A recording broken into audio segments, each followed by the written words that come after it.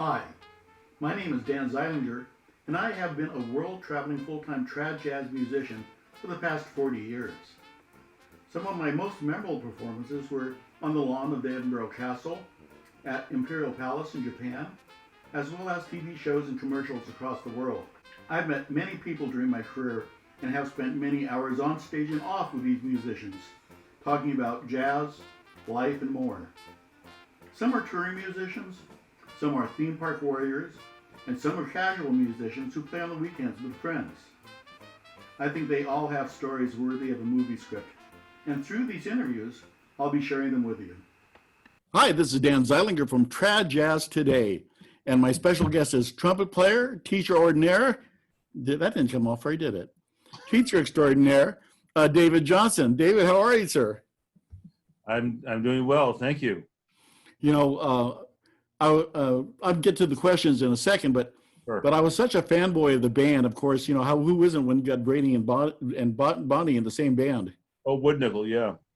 So that was Wood Nickel. I mean, that's when I met you, and Pat and Nina and I would be at the foot of the stage, being fanboys every Sacramento festival with you guys. Oh, I know that Wood Nickel's no longer there, and you guys are doing what? Pub crawl. You were doing pub crawlers until Bonnie moved. Yes. Cool. So let's start at the beginning. So you were born in Woodland. Yes, sir. Were your parents musicians? Not really. Dad was a truck driver, and Mom was pretty much a housewife, and then she ended up getting a job at J.C. Penney's and being the secretary in layaway, and then she tried Avon for a while, but that was about it. But my mom had a beautiful voice, and she would sing like Nat King Cole tunes and Joe Stafford tunes. Good stuff. But she had no musical training whatsoever. But but I grew up with that. So what got you into music? How did you get your first trumpet and all that good stuff? Well, trumpet came along much later. Oh, what did you start with? Alto horn. E flat? Yes, sir. That devil's instrument. Yeah. I own one. Oh my. I hope at least it's a con or something good. Yes. Mr. Art Bell in the 5th grade at Dingle Elementary in Woodland, he came along, and we had to do a hearing test, and he looked at our lips and all that, that business. And he decided I would make a good musician. So he gave me an alto horn, and I'd have to go across town to Gibson Elementary and take lessons. And then, so that went well the first year. The second year, he put me on mellophone, pretty much the same instrument, except it looks like a French horn, but you play right-handed, right? Sure. And so you had a curved mellophone, one of the old ones. Yeah. Yeah, with piston valve, sure. It looks like a French horn, except you play right-handed and you don't put your hand in the bell, right? Right. And then Mom and Dad got kind of a little wacky, so we had to live with Grandma and Grandpa for a while in 6th grade. And so that kind of ended my career. At the same time, Mr. Corvo, who was my teacher at Dingle, he decided that me and the other gal would have our lessons in this little closet type band room, and have our music lessons then. Well, that's lunchtime, and I wanted to go play Rover, Red Rover, right? Come on sure. over, right? And so, the irony, I got kicked out of band. My word. And then after that, Mom and Dad got their act together, so we lived with Mom and Dad, and I have a younger brother and sisters. My sister's the youngest, and that summer I saw the Lee Middle School, which is one of the middle schools. Back then it was the only one in Woodland, and Mr. Friday had the marching band, and I'm just drooling, and I said, I'd like to do that. And Mr. Friday, being a great band director that he was, said, yeah. He said, well, you coming to Lee? I said, yeah. He says, and so I signed up for band, played French horn for 4 days, hated it. And he says, well, I'll put you on E flat tuba. Oh gosh, that keeps coming up in these interviews. And then the next 2 years I went to double B flat. And then the lineage was I got to high school, double B flat tuba, and then in Woodland, you go in as a sophomore in high school because the middle school or junior high went to ninth grade. So I wanted to be in the jazz band so bad. So Mr. Alfrey, who was a trombone player, the band director there at the time, he taught me how to play trombone. Well, I learned how to play trombone fairly quickly, so I could be in jazz band. And then so I did trombone and tuba. I didn't pick up trumpet until I started playing professionally as a trombone player. But everybody kept asking me, and this is like late 70s, do you play trumpet? And it's just like, oh. So I just finally bought one, just started playing it. So that's how the trumpet thing came around. That's interesting. I didn't learn how to play trombone until much later, but that's I felt that was easier because conceptually I could picture valves to positions, but right. I'm not sure I could picture the other way around. Anyway. Well, I did. I babble. Well, currently I'm a professional trumpet and trombone guy. Sometimes I play both on the gig. Usually if they're like rock or funk or modern style type. Yeah, I did that on a Cuban band for about 8 years, double trombone and trumpet. Right.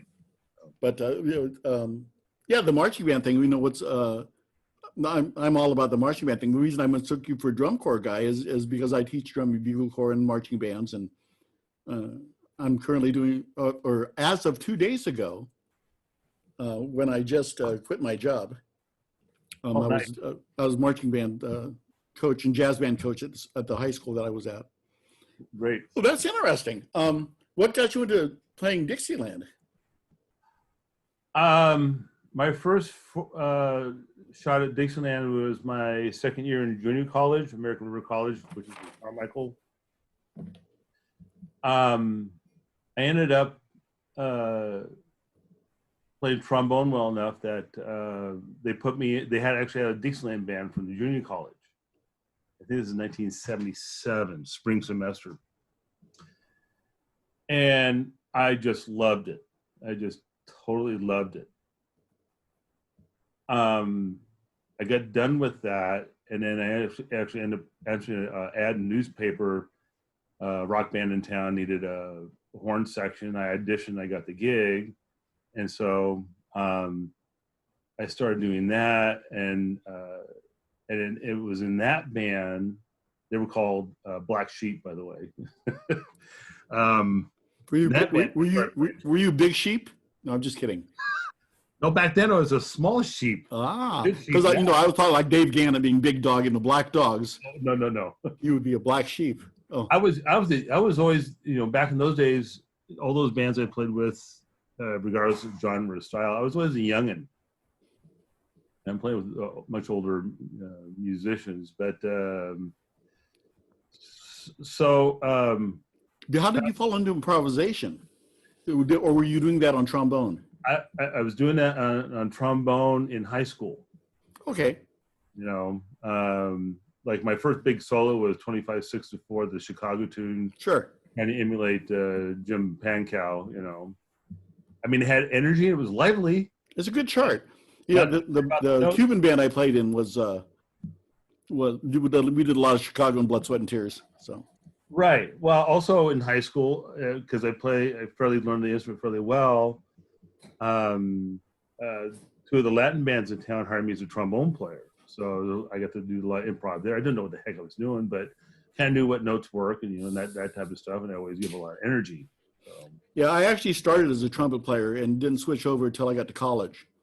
Right, you got smart. The tuba. Well, Dan Barrett and Brian Shaw and the Orange County Dixieland Mafia kind of kidnapped me, and that was the end of the story. Oh darn. Yes, yeah. I know. I'm reflecting on the fact that I was spoiled when I started in trad jazz, because of that very thing. The first banjo players I ever played with, for example, were Howard Alden and Brad Roth. Dang. So I had no idea once I got into the real Dixieland world, right, what it was like. But anyway. Well, what really got me into Dixieland, I ended up doing a casual with this guy named Val Herbie, and he was there with his son who played drums. He played banjo. He's also a piano player. He used to be a trumpet player. Well, he liked the way he played in the gig, and his wife was some kind of executive with the California Health Association or Hospital Association, and they do these big events, and they needed a band. So he says, "I want to put a band together for this event." So he does. It's all trad jazz stuff, and primarily because he was born and raised in the Oakland, we're doing the Turk Murphy and Lou Waters stuff. Yeah. I mean, he wrote it all out, and of course, he's always engineered in the charts. Well, if you had those Lou Waters books, those went well. Yeah. He actually transcribed them. We didn't have those. I played those later when I played with Creole Jazz Kings. But I just fell in love with the music really then. And then when we got done with rehearsal, we'd have a few drinks and cut my teeth on listening to the Lou Waters tunes, and then also High Sierra. Yeah. Al Smith and Vic Kimsey was trombone. Sure. And Earl, of course. And Banu Gibson. By the way, fast forward a zillion years, like a couple years, last 2 or 3 years, the Jazz Fest of Sacramento, Dave Bennett's playing with Banu and said, "You know what? I'm going to go say hi to her." The nicest woman on the planet, besides my wife, of course. I don't know. I would contest that Katie Cavera comes close. Yeah, oh yeah, I have moments with her too. She's very sweet. And Banu says, "Well, if you come to New Orleans, you come stay with us. We'll just take care of you. We'll have you play." And it's like, dang. So I was really glad I said hi. So, did you ever take her up on it? Well, I'm yet to get a chance to get back to New Orleans. Matt Prine had me play when I went in the like late '90s, mid '90s. Yeah, he took care of me. But yeah, my first interview, of course, you saw it with Matt, probably. Absolutely, yeah. Yeah. So he was a good friend. My first wife, she had family in Gretna, which is across the river. So, and her uncle was a big insurance salesman, and he just knew everybody. So he just took me everywhere, and it was a blast. And I got to take my horn and play with guys and stuff like that. But Matt we played at Maison Bourbon, okay. And he got me in on 2 nights. So that was a lot of fun. I totally love and appreciate that. So. And I so love his success. By the way, he and Otis are classmates. By the way. Oh, okay. So did you guys cut your teeth on jazz clubs, or social clubs and that type of thing? So when we performed for the Hospital Association, that was fairly successful. So he started booking us, and we did all those little jazz clubs up and down Highway 99, like Modesto and Stockton and Fresno. Sure. And then we started getting into the festivals and stuff like that. And I just found that just to be fascinating and a lot of fun. And he started getting to know the guys, on the circuit. Yeah, it's fun. I just had, in fact, a lot of you guys in that general area, and I mean general, are starting to sign up to do these interviews, because I've been chasing everybody. Bob Ringwald just agreed. That should be an interesting interview. I have things that Bob has said to me that I can't say in public. Well, that's most of it. In fact, he put me on his joke mailing list here recently. So, and Don Neely just agreed. Come on. No, I don't know Don directly, but I know a couple of players. That I always play with him, and Bob Embry. Yep. Who I've been playing with on occasion lately. He's on a gig. I get called to do sub wherever, and he's on the gig. So we've been enjoying each other's company back. Yeah, I have to admit, the Sacramento Jubilee was a really good seed for kids coming up through into the style. I don't know what we're going to use to replace it. Who knows? Who knows? I know I did my contribution. I was actually the director of youth bands for the Sacramento Traditional Jazz Society. I want to say I documented that 1998 to 2010. And my very good friend and pal Bob Williams is now doing that. And I had the Owls, Justin Owl come through and a bunch of other musicians, and that was a wonderful experience. And that was my contribution, being passing the torch, as it were. Yeah, the Owls are kind of a great hope to help spread this into the younger generations and lower our age demographic. If it wasn't for Uncle Howard, of course, I know Howard's going to be coming on. I've known Howard for quite a while. Sure, absolutely. Yeah. I love the entire family. In fact, my first teaching gig, it was as kind of like an adjunct thing.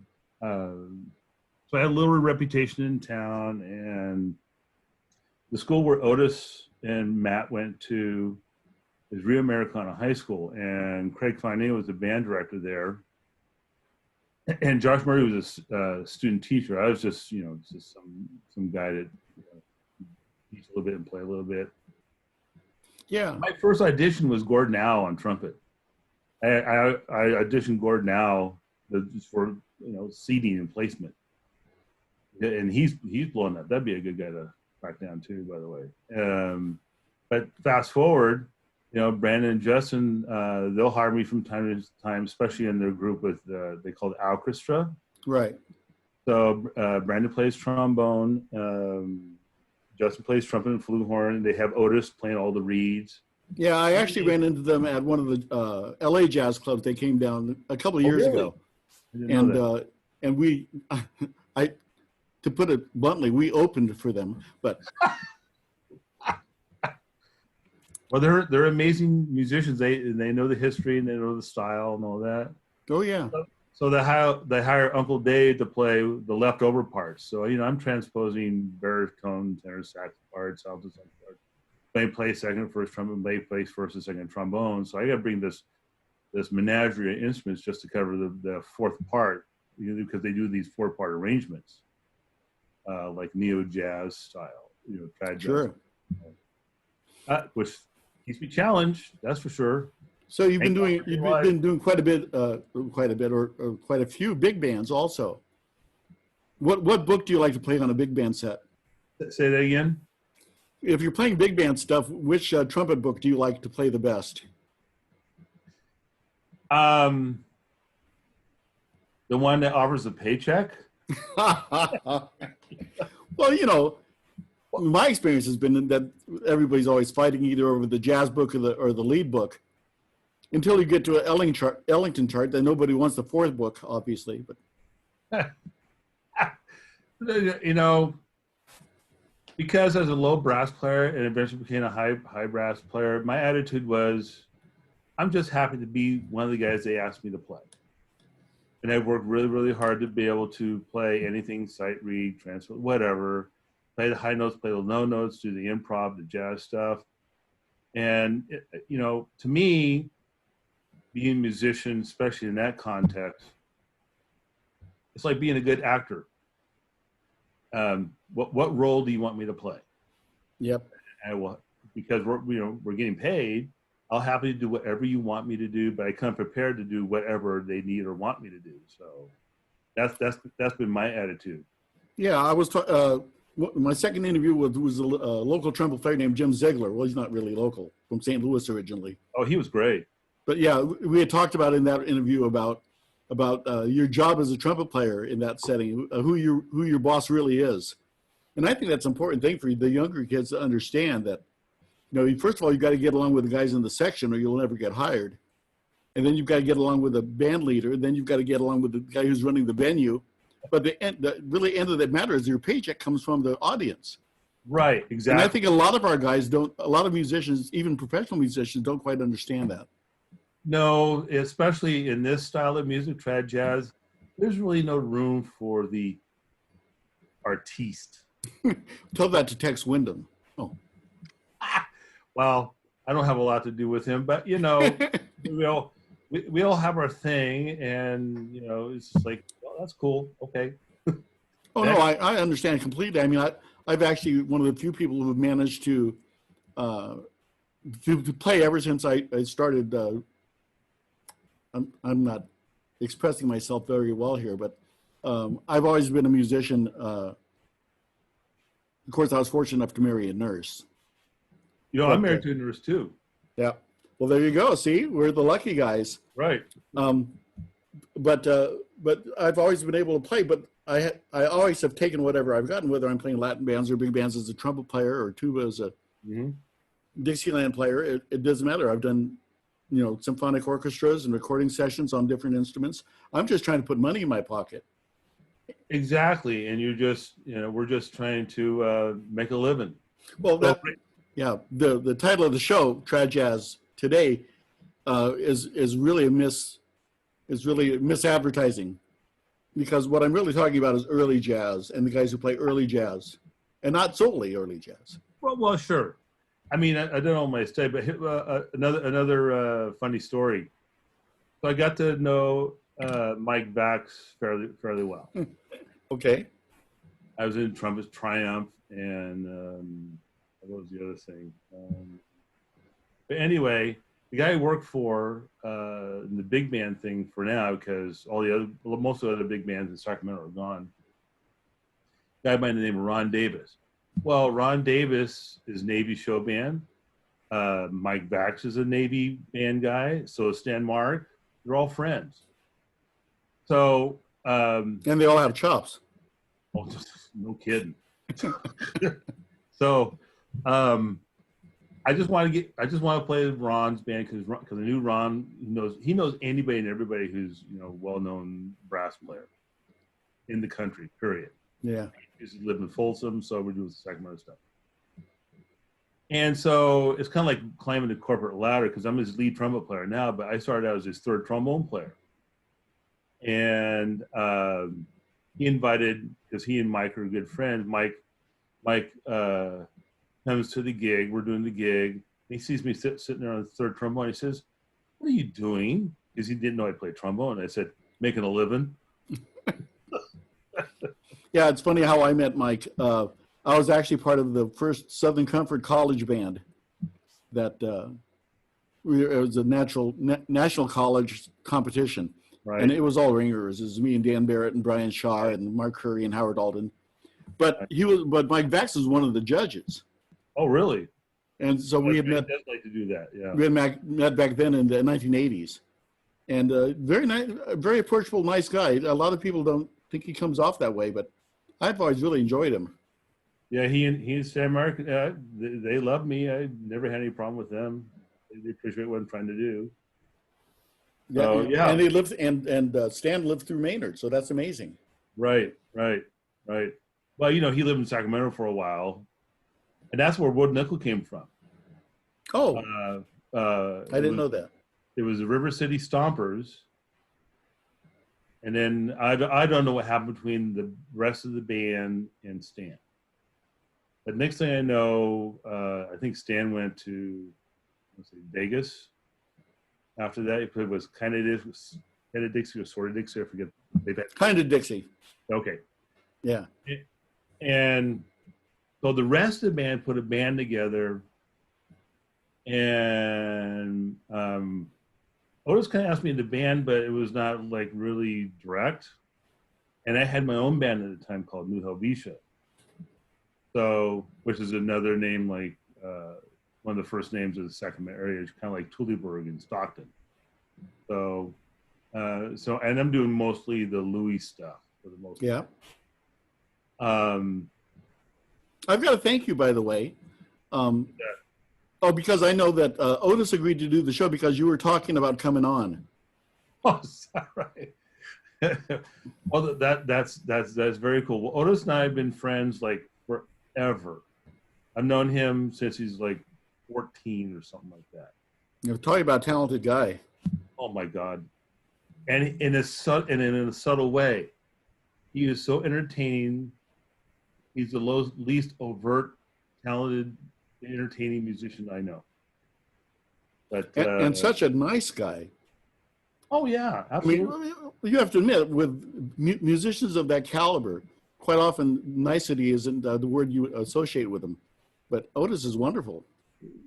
No. yeah, Otis and I have very many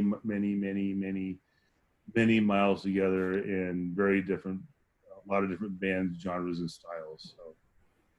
So I love him forever. He's a brother. So Now, do you get to? Go ahead. You finish your thought. Wood Nickel came out of that, and they hired this guy named John Dykstra. And every time they needed a sub, I'd be their sub. I even did rehearsals.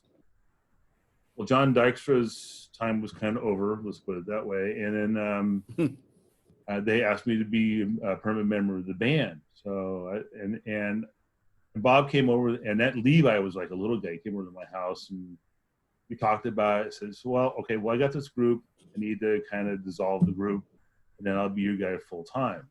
So, best decision ever made. Because it was like the most fun, and I was friend with a lot, you know, like Bonnie, sure. My wife, Brian and Otis.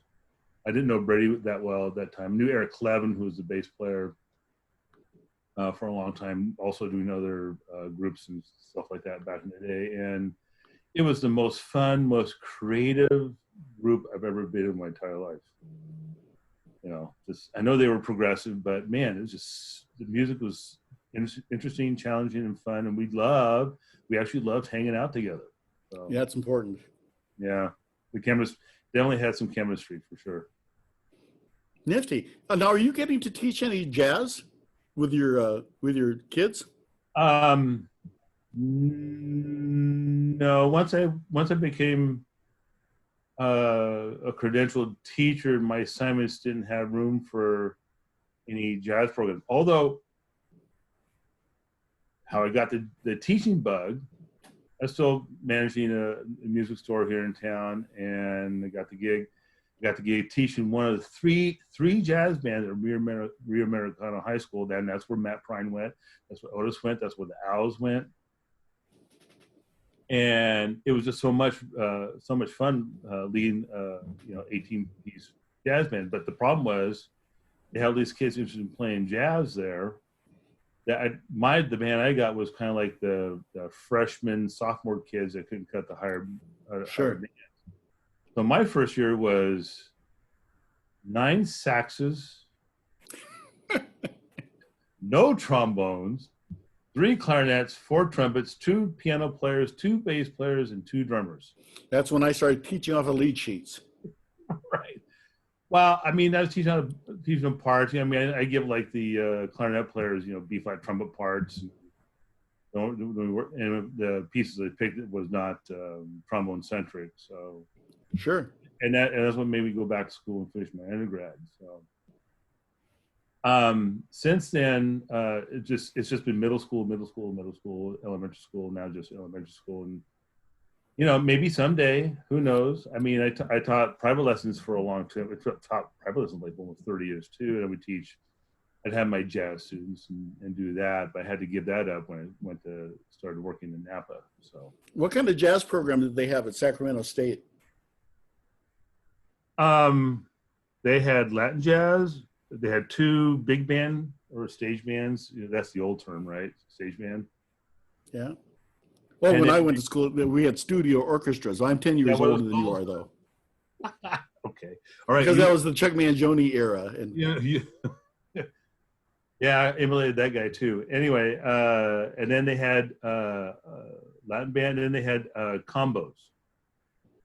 And that's another funny story. When I went back, I played with on a regular basis as a sub, the Mike Torres Band at Lathrop, which is close between Stockton and Modesto.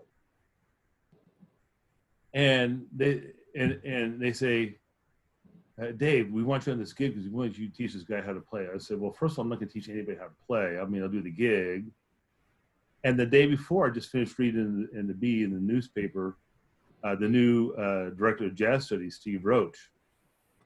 I'm reading about him, and I said, and then the other trumpet comes in, it's Steve Roach. So we became fast friends, and then I said, I'm coming to Sac State this semester. He says, oh, really? That'd be great.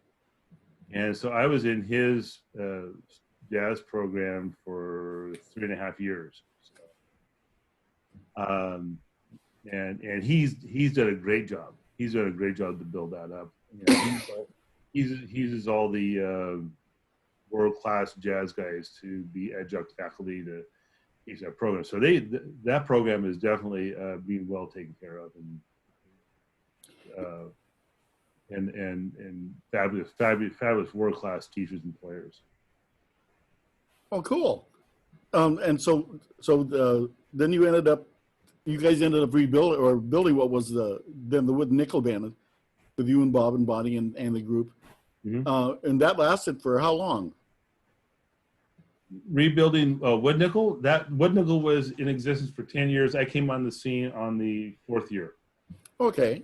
So I spent 7 years with them. So, and in 2000. And that basic band was the Pub Crawlers without a few people, right? Say that again, please. The Pub Crawlers were basically the same band minus a few people. Pretty much. Unfortunately, we lost Eric Clevin. He passed away in an auto accident. So, but before that, we played with Sister Swing. They hired most of the band, and this guy named Alan Parks became the bass player, and he plays bass he's out of Napa. And of course, when I teach Napa, I spent a lot of time with him. But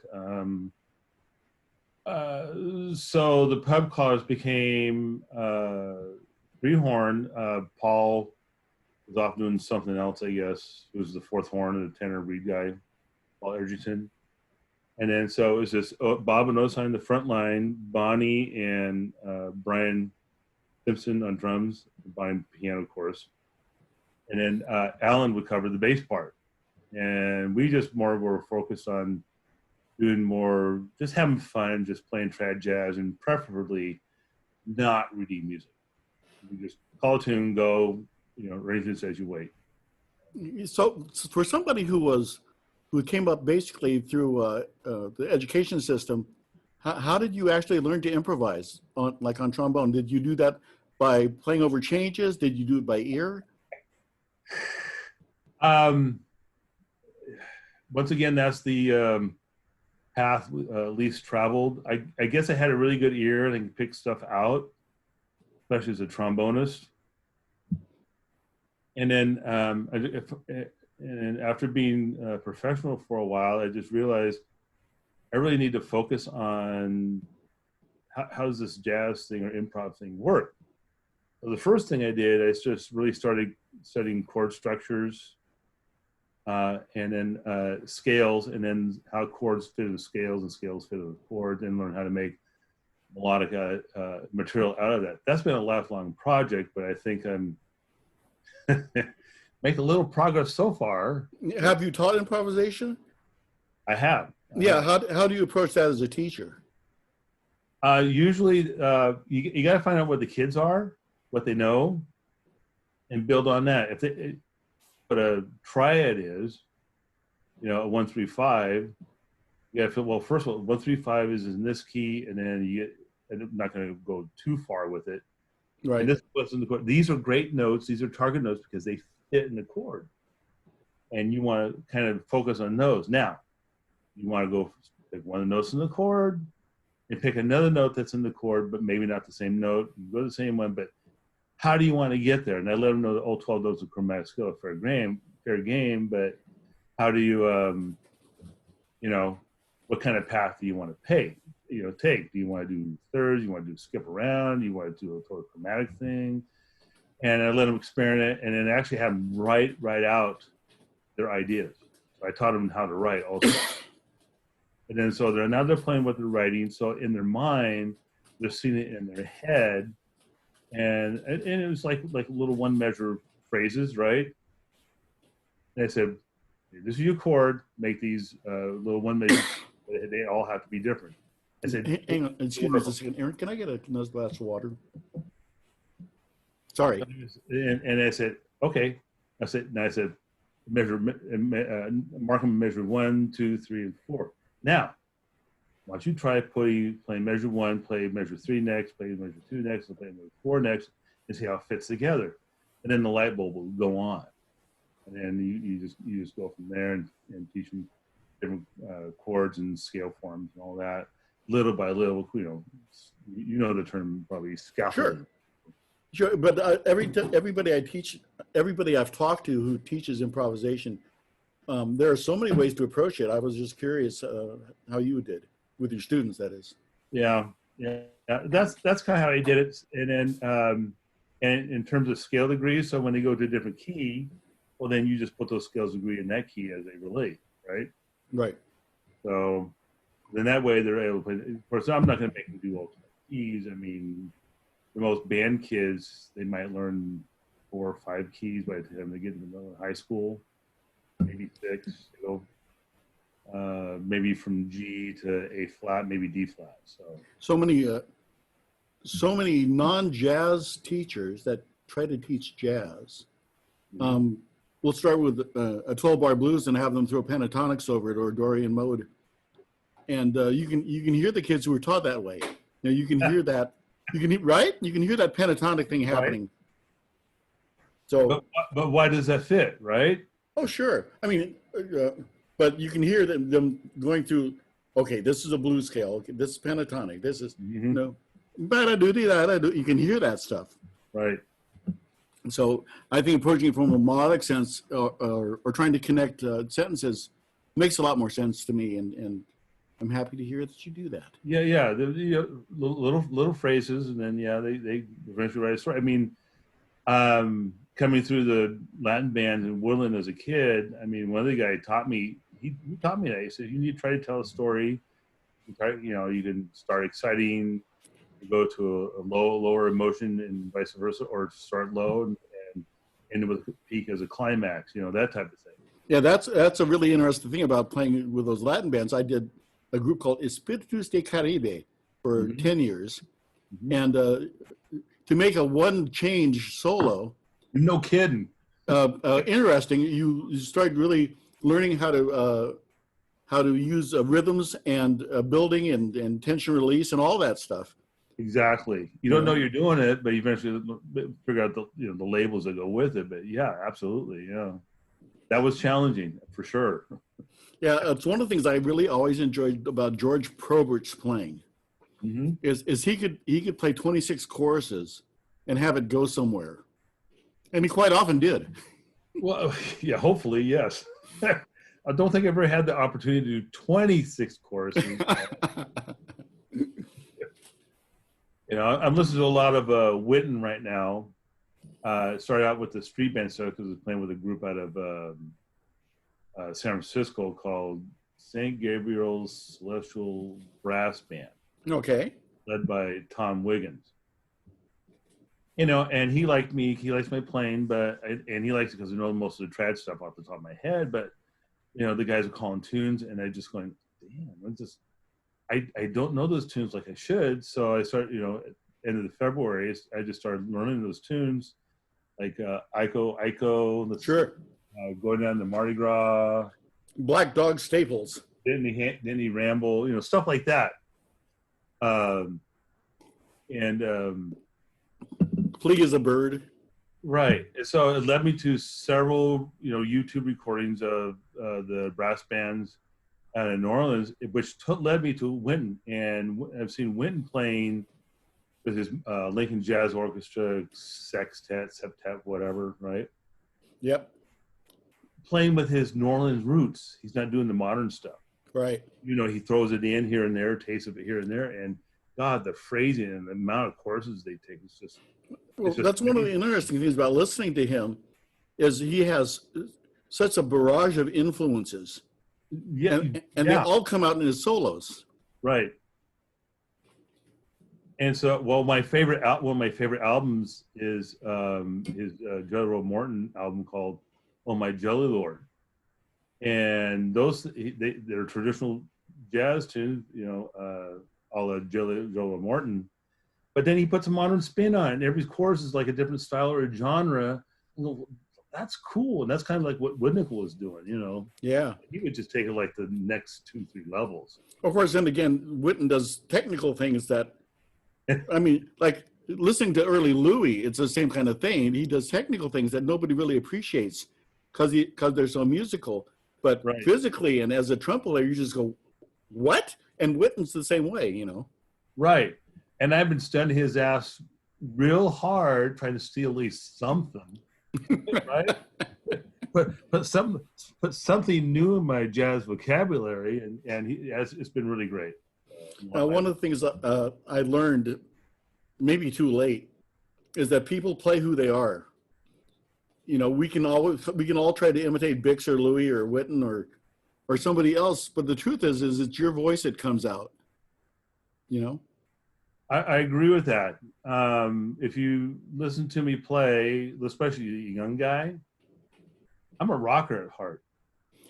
It's funny, going back to George Probert for a minute, one day I went up to him, I said, I realized, George, that you're really just a shovel tenor sax player. And he goes, shh.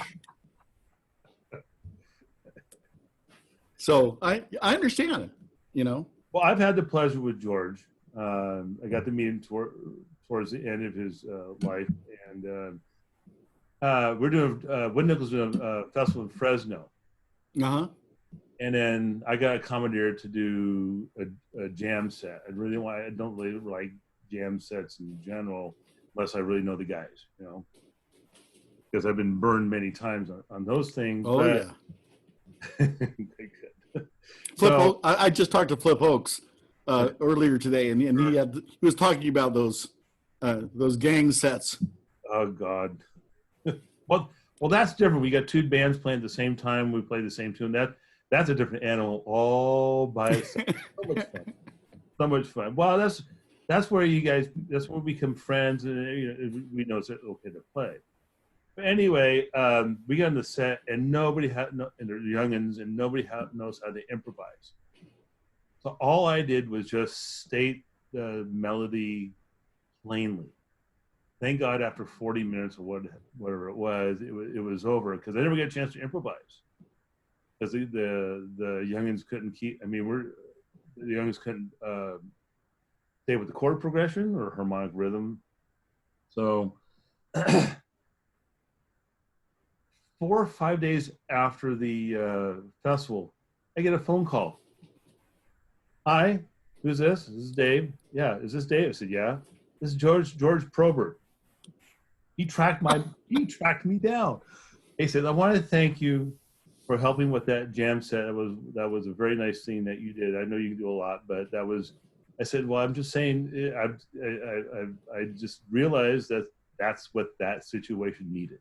But what an amazing man to do that. Oh yeah.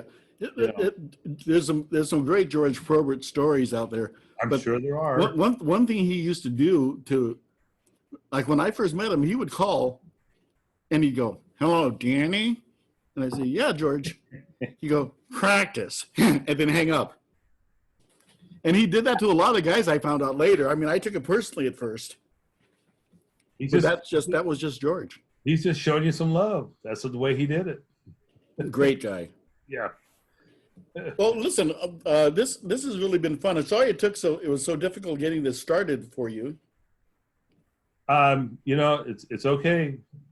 Patience is the key these days. Now, are you, other than the fact that none of us are playing, right? I'm saying this, excluding this portion of time that none of us are playing. So, the last band you played with, organized band, was Pub Crawlers. Did you have anything else coming up? My last gig was a weekend with the St. Gabriel Celestial Brass Band. Mm-hmm. And then just everything went away. I had stuff on the books. They kept giving me these calls, canceling gigs and whatever. So that was my last gig. Pub Crawlers haven't played since, I think we did something maybe in December. Okay. So, I mean, we're all, you know, we're all mercenaries, so we'll play with anybody and everybody. So we're busy doing that. A couple things. I've always enjoyed your playing, by the way. Thank you. And then the other thing I was going to say is that Bonnie talks glowingly of you. I've been trying to arrange times for her to come on the show. Of course, you know, she was not feeling well here for a while. I know. We know all about that. Bonnie's been a tremendous friend over the years. In fact,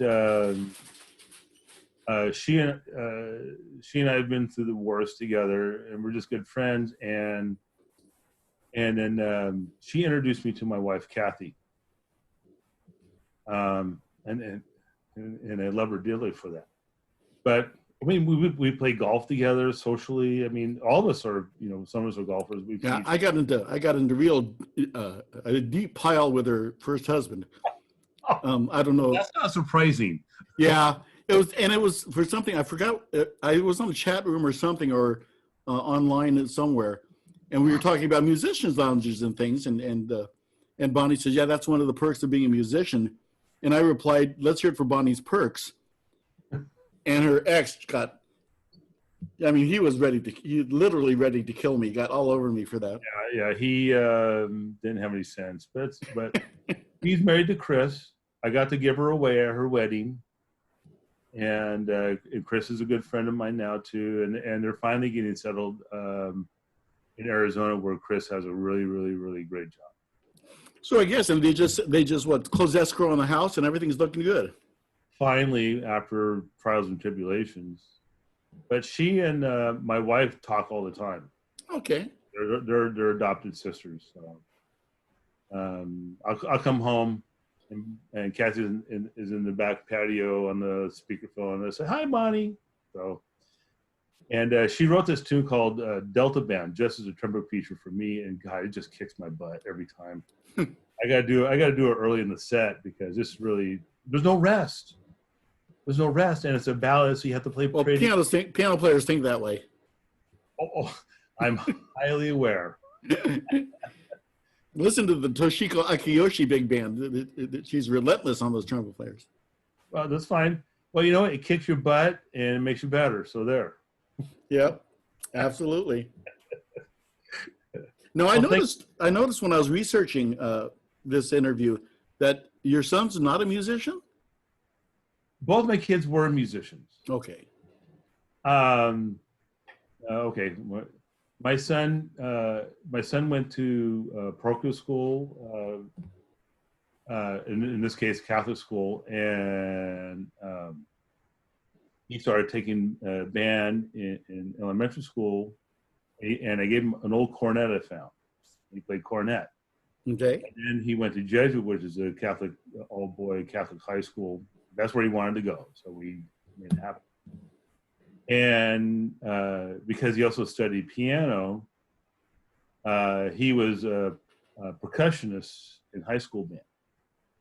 And occasionally he might do some keyboard parts or something like that. And then through that process, he started being in his own bands. And so he started playing guitar. Next thing I know, my Fender Stratocaster is gone, so is my amp, and he stole my, he starts playing with this band called Ricardo de Pantalones, which is big, or Grande, something like that. The translation was Big Pants Richard was the name of his band. Okay. We'll go see him. So and then I say, I know there's a drum set in the house. So, because he had a job as a warehouseman, he's making some money, and we're taking care of him. So. And unfortunately, he had a diving accident, so we got him through that. And then he can't play or do anything, but he's a high-functioning quad. So he went back to school, and he got his undergrad at Arizona University in English Lit, and then he went to Mills College and got his master's degree in English Lit. Now he is a adjunct professor at Sac City College. Wonderful. And he, I think he's going to start doing something at Sac State as adjunct professor, also teaching creative writing. My daughter, on the other hand, she was also very musical. She started playing in high school.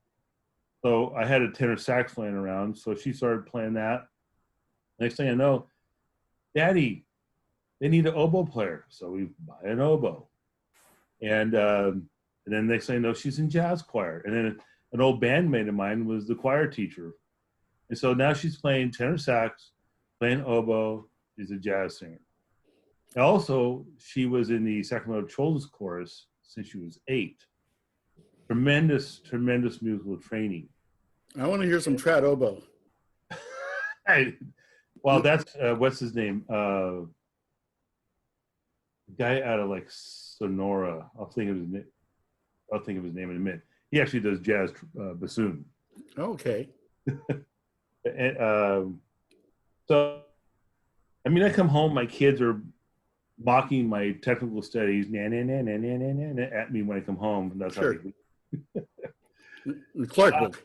But she became, a community band called. She became the oboe player and the featured jazz singer.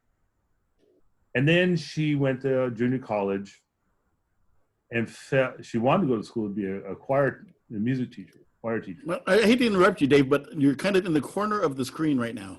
Oh, sorry. There you go. Hi. I was just getting seasick. How's that? It's wonderful. She took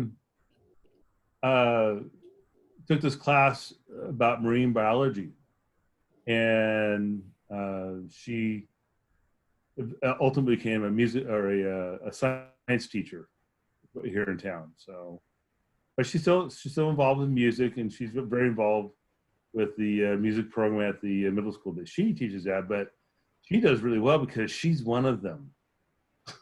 The kids just love her. It's great. That's wonderful. Yeah, it's nice when you have kids that are, whether or not they want to admit it or not, are following in your footsteps. Well, I got one more Katie story for you. Sure. So Katie, we had this wonderful couple. They sponsored Katie going to jazz camp, talking about jazz camp. And it's like the second she went, and she's singing "Prelude to a Kiss," which was like very chromatic as a vocalist. Yep. And that's the first time they've ever had anybody be able to sing anything like that and even come close. She's also the first singer to take the theory classes too, but she studied music. Yeah, it has that big interval jump in it too. Right. And I think Steve Homan or Eddie Metz Jr. was her coach. Yeah. Oh yeah. Well, he was just, after he knew my daughter, every time I saw him at the airport, he'd just shake his finger at me. Sorry, not sorry. And they said, and the guy who's auditioning says, "How'd you learn how to sing like that?" "My daddy." "Who's your daddy?" "Dave Johnson." Oh. I love that story. So yeah, they are, but they're pursuing, more traditional or conventional careers, which is fine. No, that at least they'll be fed. Well, yeah, I don't give them money anymore. Right? That's great. Well, listen, I'm going to wrap this up. Do you have any Sure. final thoughts? You have anything to plug? I have nothing to plug. No gigs. Just, I may be calling whomever, and that's what I've been doing lately through this whole pandemic thing. I called Forrest Hemlick the other day. We're good friends. I think I sent out an invitation to Forrest. I'll have to double check that, but if you talk to him, let him know I'm interested. Sure. Well, I think he's got a Facebook page. You can contact him. But just I miss everybody, and I love all my friends, and I just look forward to hanging out and playing again, and just tell a few jokes and giving each other a hard time. Sure. And that's the way it should be, right? That's exactly why I started all this. Well, listen, I was excited for the interview. I was deeply honored that you asked and you remembered me, and it's just been awesome. And thank you very, very, very much for having me on. You're welcome. Fun. And we'll see you next time. Hopefully, we'll get on the stage together in the near future. That'd be great. I do have a story about that too. We have done that. Tell, because I'd like to know. I'm not sure. I don't remember. Ed Zimbrick, Jackson, he called me Okay. that, and everyone going, this dual player's like playing the damn thing like a trumpet. That was you. All right, that in a nutshell. I'm not sure if that's a compliment. Well, thank you anyway. And like I said, I'm sure that a lot of my time interviewing Bonnie will be spent talking about you. So. Oh, well, pshaw. All right, you take care now. All right, see you, Dan. See you, buddy. All right, bye-bye. Thank you all for watching Trad Jazz Today with Dan Zeilinger. Make sure you subscribe and turn on the notification bell. Videos come out every Wednesday and Friday.